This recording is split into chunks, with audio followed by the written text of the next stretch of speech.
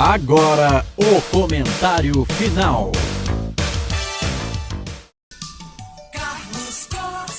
Muito bem, a Macaca empatou com o Goiás em casa pelo placar de 1-1. A Ponte perdeu 100% de aproveitamento com o Nelsinho. Eram 6 jogos, 6 vitórias seguidas. Agora, um empate na conta do treinador, o técnico Nelsinho Batista. O gol da Ponte foi marcado pelo Dodô, um golaço de falta. E aí, Corsato, resultado justo, Ponte 1, Goiás 1? Foi, o Goiás mandou no jogo no primeiro tempo, a Ponte Preta melhorou no segundo tempo com as alterações. Pra mim, resultado justo, Carlos. O melhor em campo? Melhor em campo pelos lados da Ponte Preta, o Dodô.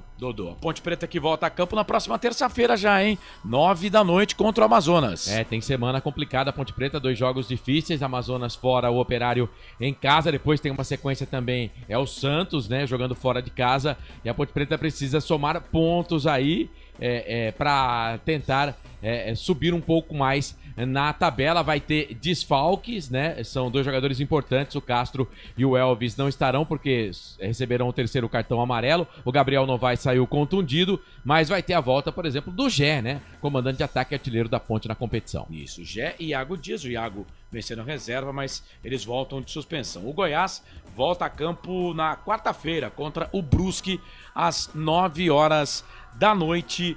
Lembrando que 5.503 foi o público do Majestoso para uma renda de 110.020. A Ponte empatou com o Goiás. Pelo placar de 1-1, transmitimos aqui no YouTube Futebol Interior. Marcelo Corsato narrou com Pedro Lino na reportagem.